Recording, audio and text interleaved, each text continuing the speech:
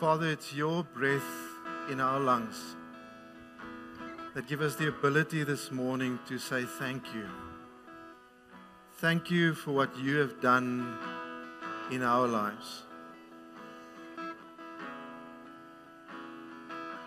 Thank you, Jesus, for the life that you have given us. And thank you that you are with us this morning as we worship you together, as we study your word together, and as your Spirit continues to inspire us and to grow us and to direct us. We want to thank you for that this morning in Jesus' name. Amen. Amen. Thank you.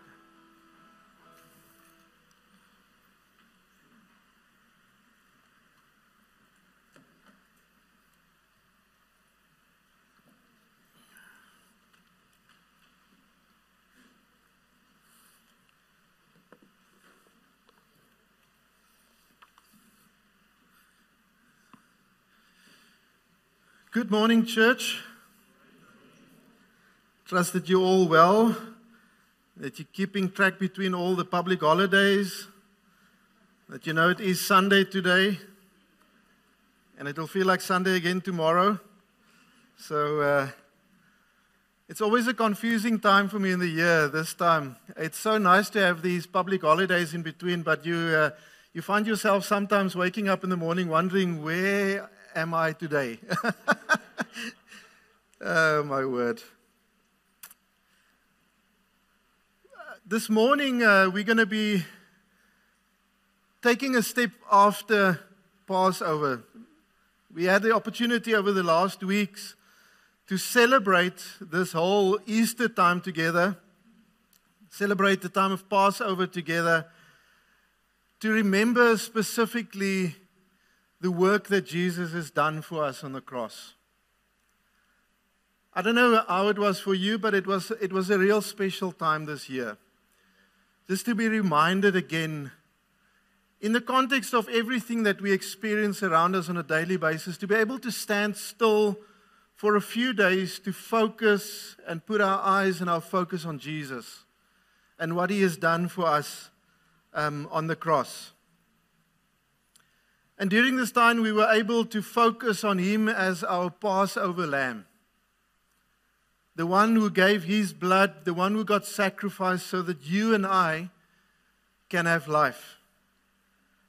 To celebrate together the fact that Jesus was made sin so that we could become the righteousness of God. What an amazing, amazing gift God has given us.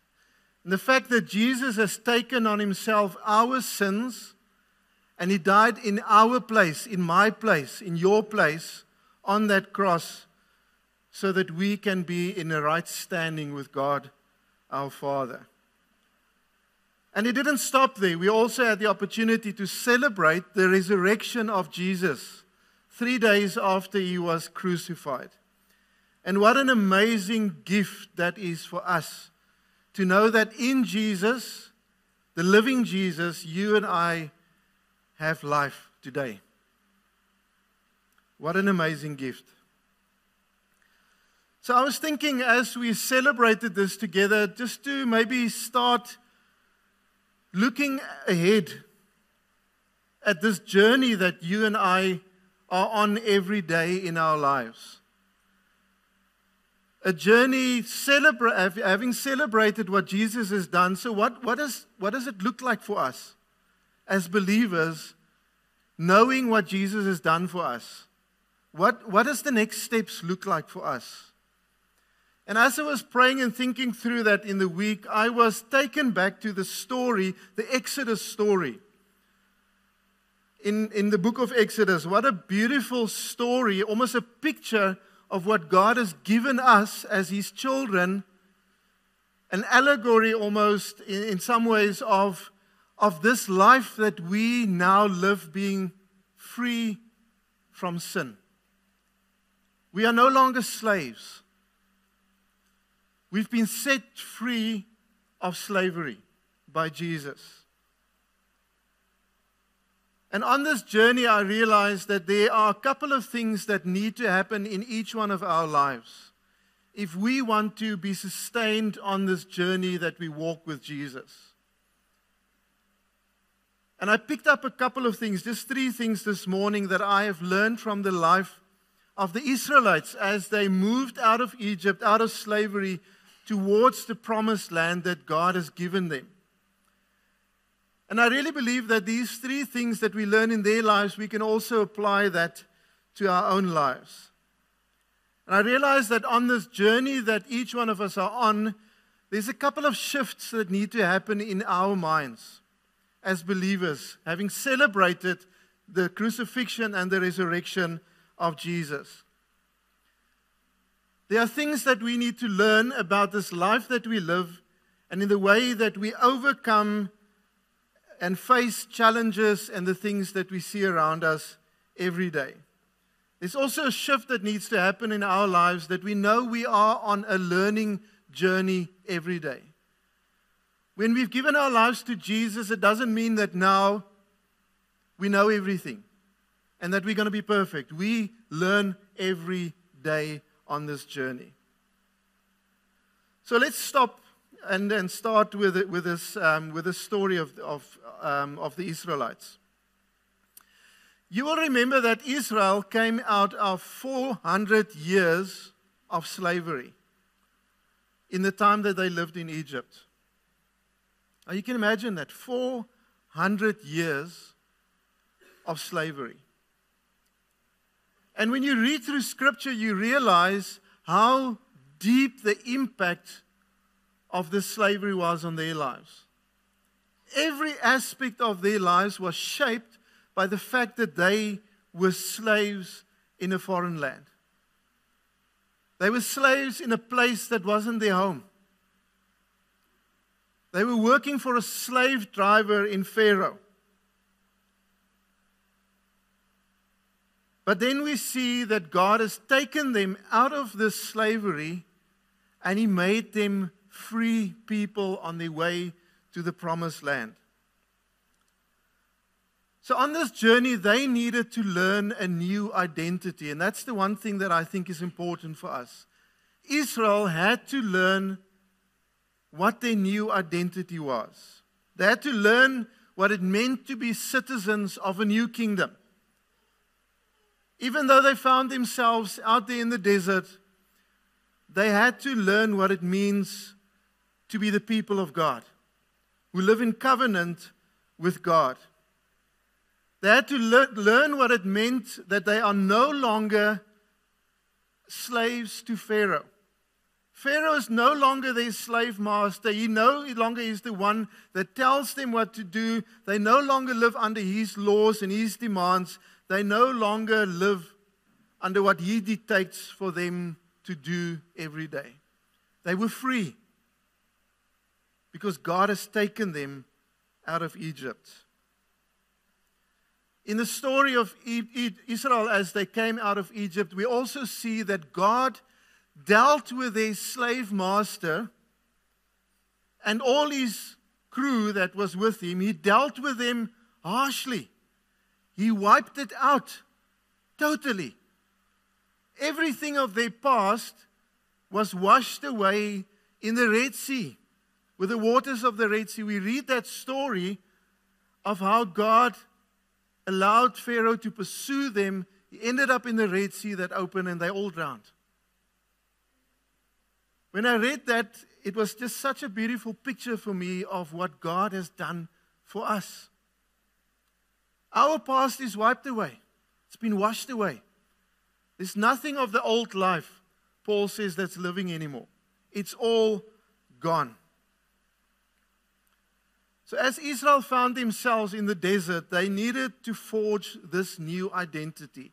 And there's a couple of things on which they had to build their new identity that we pick up in Scripture. The first thing that we see in the journey of Israel is that they needed to build their new identity on the covenant that God had with them as a people. The promises that God made to them as a people. And it's so beautiful when we read there in Exodus, when Moses was out in the desert looking after the cattle of his father-in-law, You will remember the story that Moses was up on Mount Horeb. And his attention was drawn to this burning bush. And as he got closer to this burning bush, he realized that this was something big. This was God speaking to him through this burning bush. And in this conversation with God, God revealed himself to Moses. And he said to them, Moses, I'm the God of your forefathers, of Abram, Isaac, and Jacob. And in that conversation, he said to Moses, Moses, I have not forgotten my people. 400 years of slavery, yes, it was there, but I have not forgotten my people. The words of God to Moses was that I've heard their cries. And he says, Moses, I'm giving you a task that you need to go back and you need to go and take my people out of slavery. And you will remember this battle that Moses had with God. He had so many excuses why he couldn't do this. And every time God confirmed to him that this was not about you, Moses. It's about me and the fact that I've not forgotten my people. It's because of me and who I am, he said to Moses. I'm the covenant God of my people. Go therefore and go and take them out. So that was the first thing. What they had to build their identity on. The covenant and the promises of God. Actually, when you read that story and you go back a little bit further than Moses on the mountain, you will remember that even before Israel ended up in slavery in Egypt, even before that, God prepared this day. And how did he do that? He sent Joseph, sold in slavery, who ended up in Egypt in the household of Pharaoh, became a prominent person in Egypt. Why? Because God knew and had a compassion for his people. God knew what was coming. God knew that famine was coming. And then through that, God enabled his people to go into Egypt where there was food and enough for them to be sustained. The story got better. Many years later, this young baby was born, Moses, under real difficult situations. In a time where Pharaoh was so afraid of what was happening, this was a different Pharaoh now. He was so afraid of what was happening that he made a decree that all the babies of the Israelites must be killed. But he saved Moses. He saved Moses to become the one that would take his people out of Egypt. Because he was a compassionate God that was true to his covenant with his people.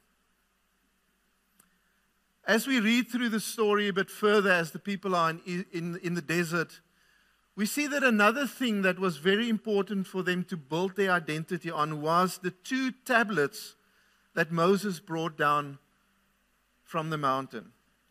2 tablets with 10 guidelines to the kind of life that God wanted his people to live. We like to call that the 10 commandments or the 10 laws, but it was more of God giving guidelines to life to his people. He said, you have to learn a new identity.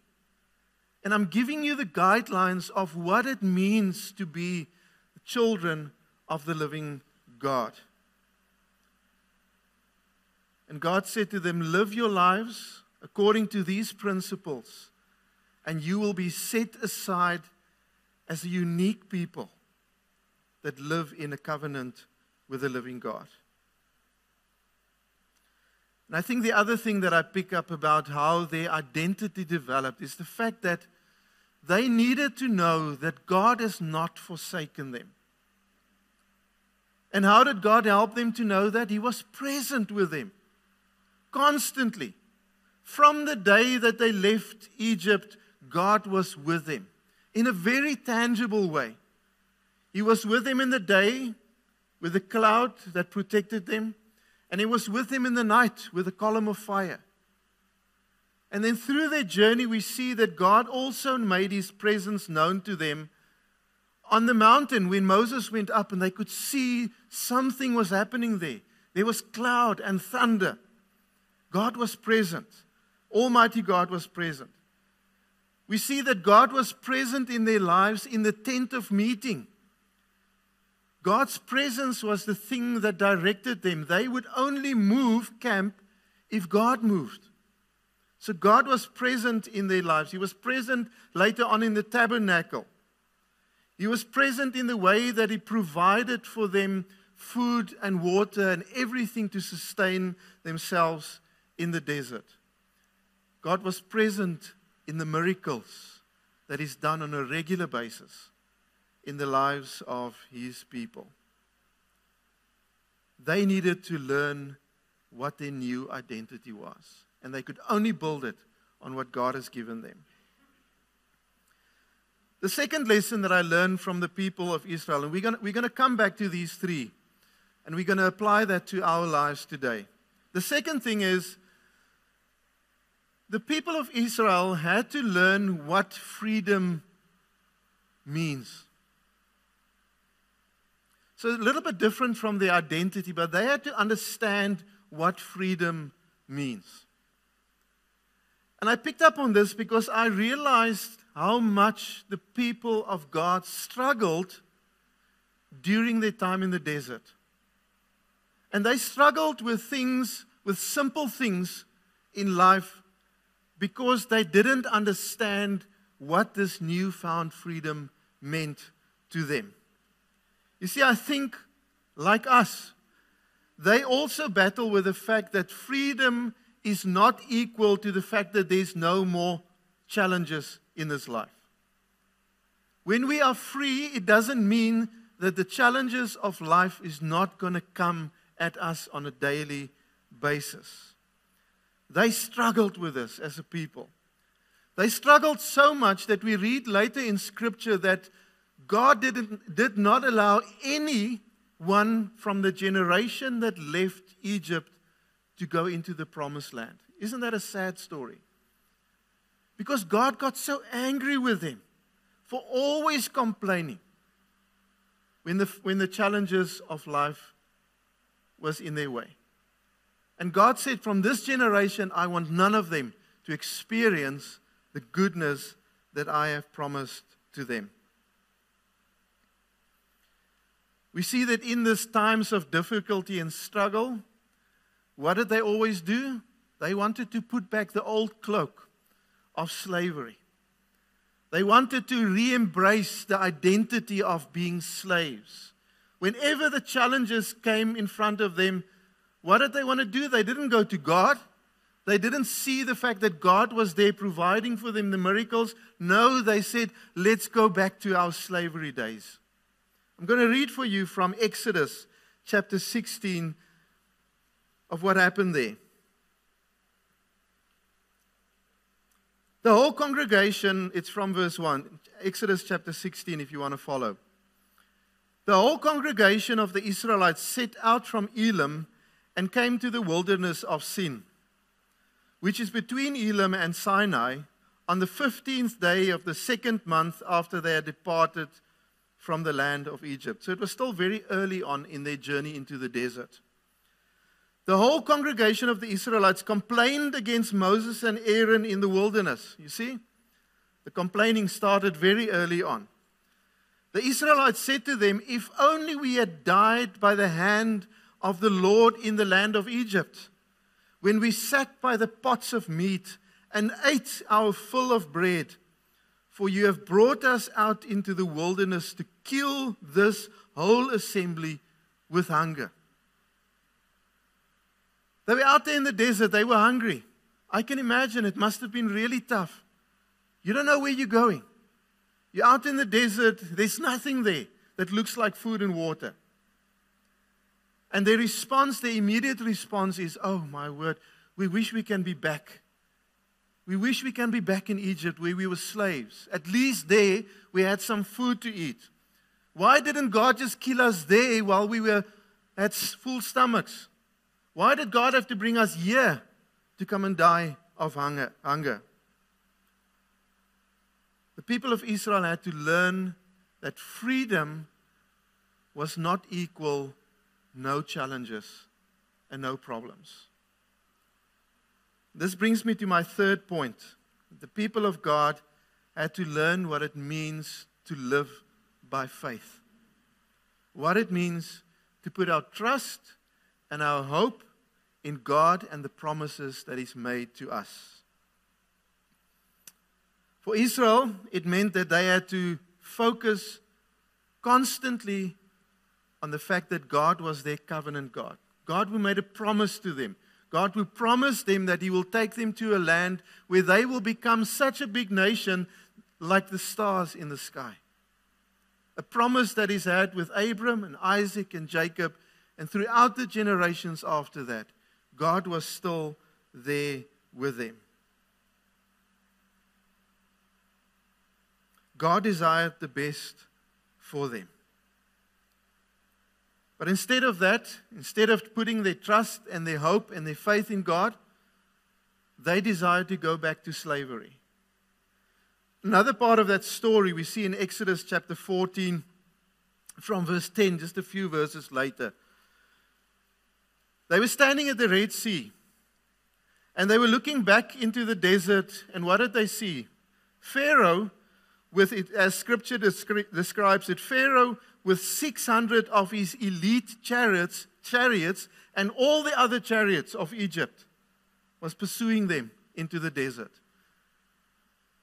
I don't know what you would have felt like in that situation. I think my legs would have melted. Just looking at this cloud of dust coming in the desert in our direction. Now they knew the might of Pharaoh, of the Pharaoh. He was probably the most powerful ruler in the living world in those days. And he was pursuing them in the desert. They had nothing. They didn't have an army. They didn't have weapons. They had nothing with them. And they were out there in the desert as sitting ducks. And we read in Exodus 14 from verse 10, as Pharaoh drew near, the Israelites looked back, and there were the Egyptians advancing on them. In great fear, the Israelites cried out to the Lord, and they said to Moses, "Was it because there was no graves in Egypt that you have taken us away to die in the wilderness?" You can see their reasoning. They only see death. They only see calamity and problems. They don't see any of the promises and the fact that God's been with them. And they said to Moses, "What have you done to us, bringing us out of Egypt? Is this not the very thing we told you in Egypt? Let us alone so that we can serve the Egyptians. For it would have been better for us to serve the Egyptians than to die in the wilderness." Where did the promises of God feature in all of this? This thinking and this reasoning. It wasn't there at all. For them, there was one reality. And that reality for them was to be slaves back in Egypt, where at least all of them wouldn't die at once. They had to learn to live by faith. Another story that you will remember is the story when Moses went up on the mountain and he stayed away a little bit longer than they wanted him to. So what happened with them? They got impatient. They said, "Moses is not coming back. Let us rather make a god for ourselves, something that is familiar to us. Let's gather all the gold. Let's make something. At least it will help us to kind of stay connected with what we experienced during our slavery days in Egypt." Again, they were impatient to trust and hold on to the promises of God. And this was a big lesson that the people of God had to learn out in the desert. So let's look at these 3 points and how that speaks to us as a church today. The first thing that we need to realize as we journey onwards in this life after the crucifixion and the resurrection of Jesus is that you and I are no longer slaves. We're no longer slaves. The Bible is very clear when it teaches us about this. And I'm going to read for you from Romans chapter 6. Where Paul writes to the Roman church, chapter 6 from verse 4. Romans 6 verse 4, it says, "Therefore we were buried with him by baptism into death, so that just as Christ was raised from the dead by the glory of the Father, so we also might walk in newness of life."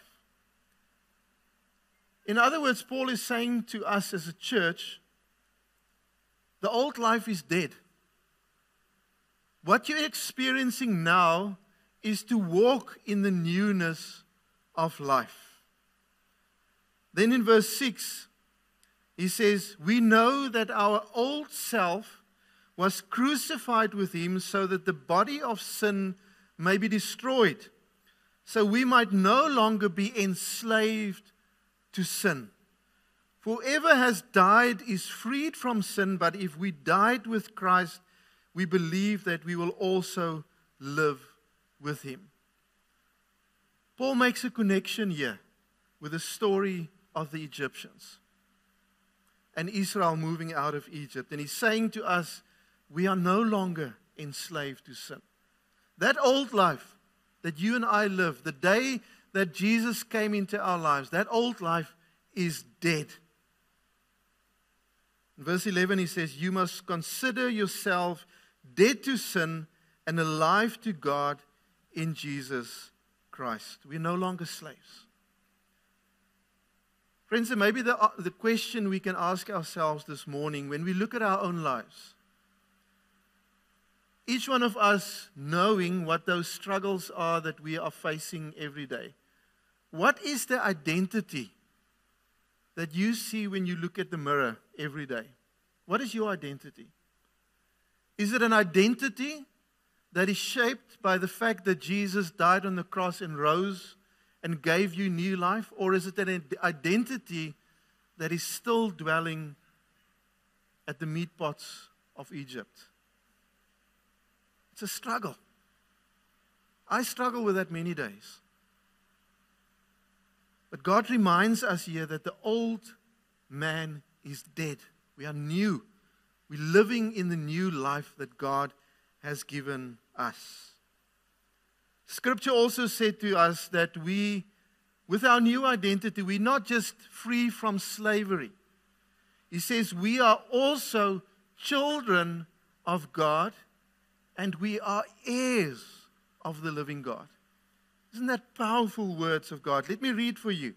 Paul writes to the church in Galatians. In chapter 4 from verse 6, Galatians 4 from verse 6, he says, because you are children, God has sent the Spirit of His Son into our hearts, crying, Abba, which means Father. Because we're God's children, Paul says, we've got God's Spirit in us, so we can call God, the living God, Abba, Father. That's our new identity. That's who we are in Christ. He goes on to say, so you are no longer a slave. Again, Paul comes back to that picture of being slaves and now being free. You're no longer a slave, but you're a child. And if a child, then also an heir through God. Friends, we need to put our faith and our trust in God. When we look in the mirror, no matter what challenges you go through, this is who we are in Christ. We are His children and we are heirs. Paul goes on in verse 8. He says, formerly when you did not know God, you were enslaved to beings that by nature are no gods. So whatever is out there that enslaved you before, he says that is past. It's no longer there. Now, however that you have become, however that you have come to know God, or rather to be known by God, how can you turn back again to the weak and beggarly elemental principles? How can you want to be enslaved to them again? So a real challenge to us from Paul. In this world that we live in, what is the identity that you carry with yourself?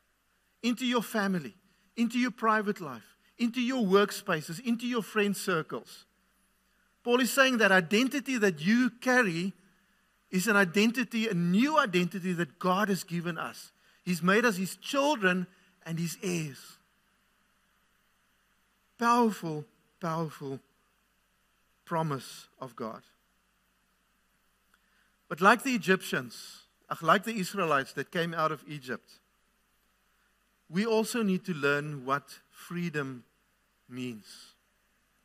We also need to learn that freedom doesn't mean that life is without challenges. A few weeks ago, when I was preaching, we looked at the verses, some of the verses in 2 Corinthians. You will remember when we talked about the pottery, us being jars of clay, and the tents that we live in. Those things that are not permanent, helping us to understand this current condition that we find ourselves in. Living in clay pots, living in tents, something that's not permanent. And you will remember that Paul, when he writes to the church in Corinth, he's saying to them, in this tent we groan, longing to be further clothed with our heavenly dwelling. Just like the people of Israel in the desert. They had a promise. God said to them, I will take you to the promised land. It's not going to be an easy journey, but I'm taking you to something beautiful. Something that I desire for you. But on the journey there, it's going to be tough.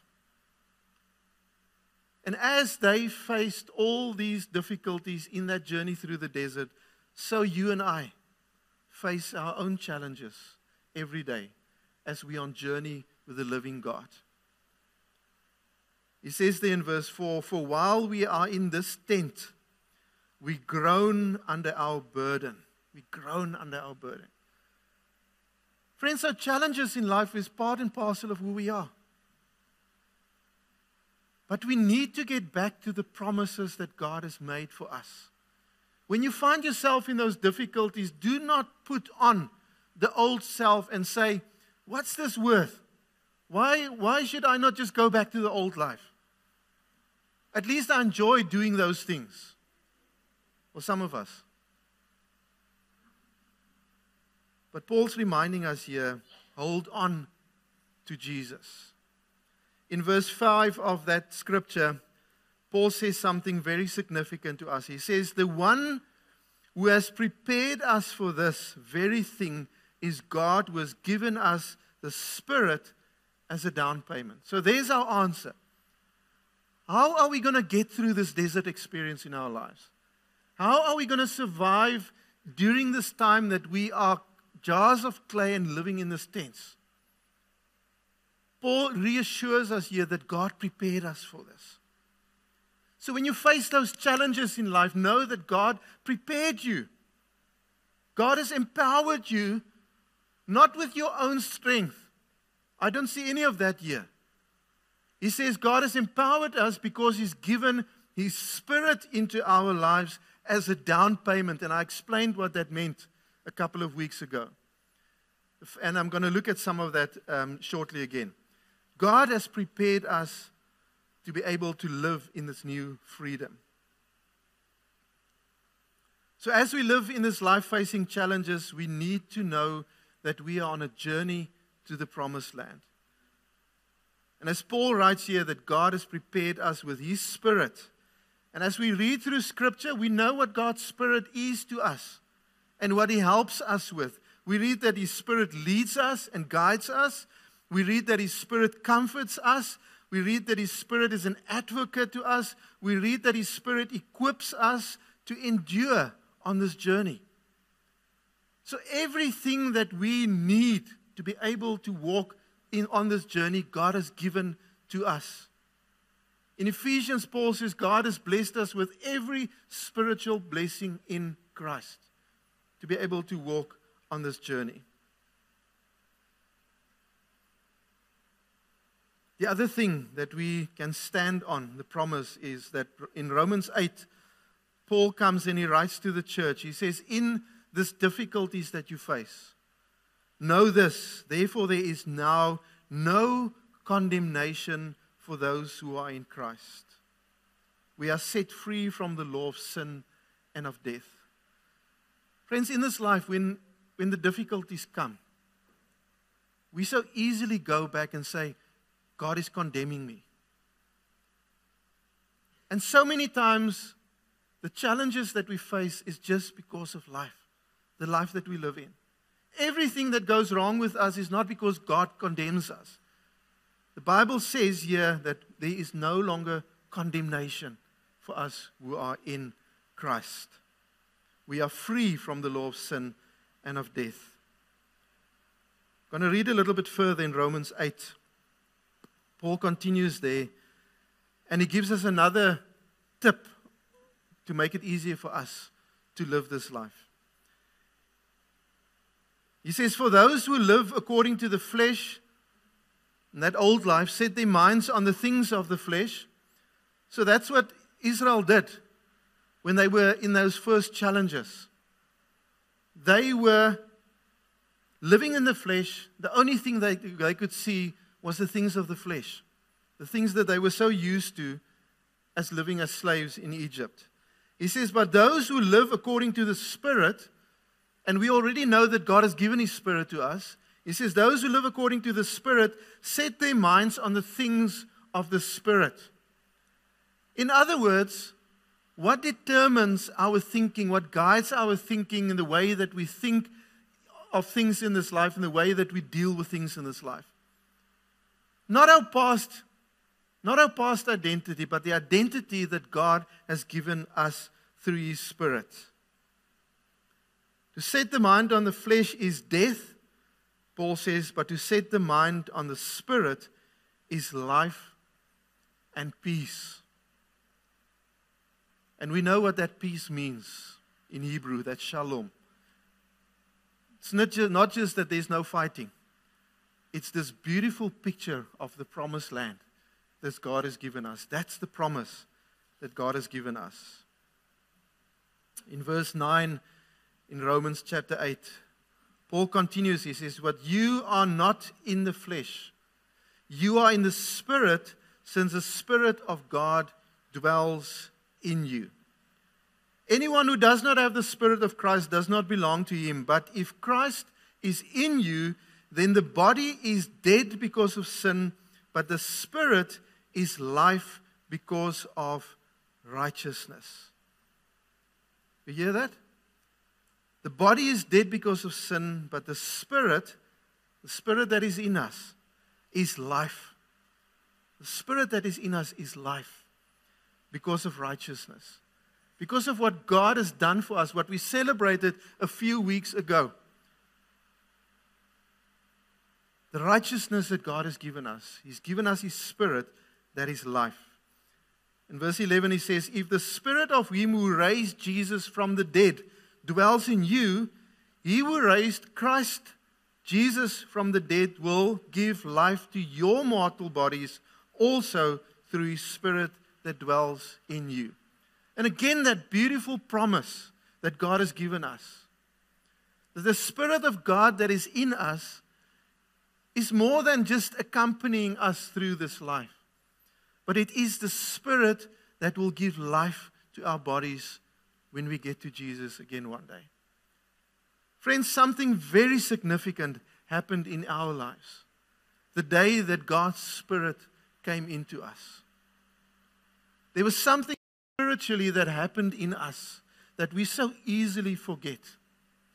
Because in our minds, we just continue our life as we've always done. But like Paul said, I'm dead, but Christ is alive in me. So the Spirit of God in us is the thing that makes life possible to us today. When I was thinking of this verse, and I'm going to close off shortly, I was reminded of two stories. The first story is right in the creation in Genesis chapter 2, the second creation story. And you will remember how God in that story made mankind. You remember? It was different from the first story. He took clay from the ground, dust from the ground, and He formed this dead clay body. Can you make those connections? Clay jars. God formed this body out of clay. But what gave this body life?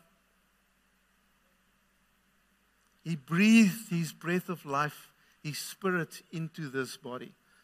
And what it says then? And this body became a living being. Yeah, I get goosebumps. Friends, that's what happened to you and I when we were recreated by God.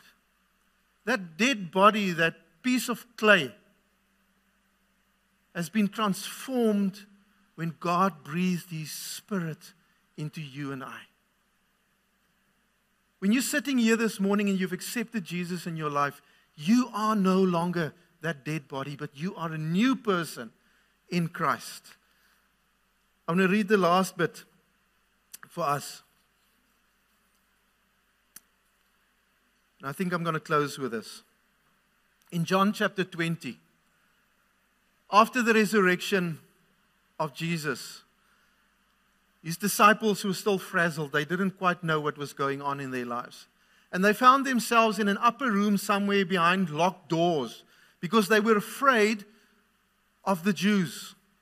They were very uncertain what was happening here. There's rumors that Jesus rose from the dead, but they were afraid. And suddenly we read here that Jesus came into their midst in John chapter 20. When it was evening on that day, the first day of the week, and the doors were locked where the disciples were for fear of the Jews, Jesus came and stood among them and said, "Peace be with you. My shalom be with you." And after He said that, He showed them His hands and His side. Very tangible way of saying to them, I'm here. I'm in your midst. I'm here. Don't be afraid. I'm here. Then the disciples rejoiced when they saw the Lord. And then He said to them again, it's like, let this just sink in. I'm here in your midst. Peace to you. Peace to you. As the Father has sent me, so I send you. And when He had said this, what did He do? And He breathed on them and He said to them, receive the Holy Spirit. Beautiful, that connection. Jesus wants us to know that in this life, He's with us. His Spirit is with us. And that enables us to live our lives daily in faith. I want to close off with Hebrews. The author of Hebrews writes to us and he explains to us what it means to live by faith. And he says, now faith is the assurance of things hoped for, the conviction of things not seen. Indeed, by faith our ancestors received approval. By faith we understand that the worlds were prepared by the word of God, so that what is seen was made from things that are not visible.